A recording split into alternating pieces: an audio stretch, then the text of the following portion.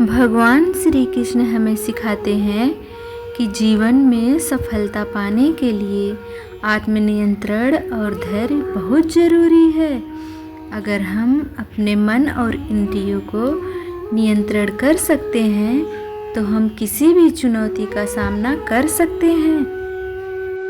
जीवन में कठिनाइयाँ और उतार चढ़ाव आते रहते हैं। श्री कृष्ण कहते हैं कि हमें हर स्थिति में संभाव रखना चाहिए। सफलता या असफलता, सुख या दुख, दोनों में समान रहना ही जीवन की सच्ची सफलता है। आत्मा कभी मरती नहीं है, मृत्यु केवल शरीर का अंत है। आत्मा अमर है। इस ज्ञान से हमें यह समझना चाहिए कि हमें किसी भी डर या असफलता से विचलित नहीं होना चाहिए, क्योंकि हमारी आत्मा अमर है और हमें हमेशा सही मार्ग पर चलना चाहिए।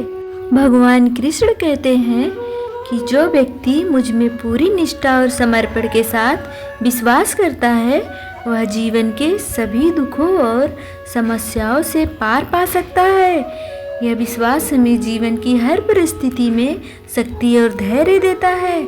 जीवन में उतार चढ़ाव आते रहते हैं, लेकिन श्री कृष्ण कहते हैं कि हमें सफलता और असफलता, लाभ और हानि, सुख और दुख को समान समझना चाहिए।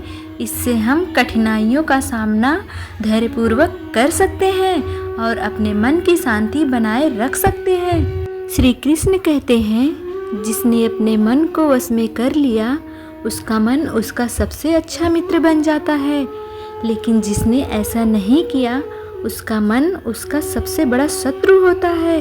अपने मन को अनुशासन में रखना और अपने विचारों पर नियंत्रण रखना बहुत ज़रूरी है, जिससे हमें वास्तविक आंतरिक शक्ति प्राप्त होती है। श्री कृष्ण हमें अपनी आंतरिक शक्ति पर विश्वास करने के लिए प्रेरित करते हैं। वे कहते हैं, आत्मा ना तो जन्म लेती है और ना ही मरती है।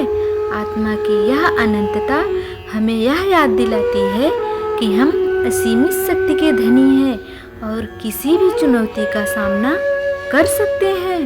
जय श्री राधे राधे।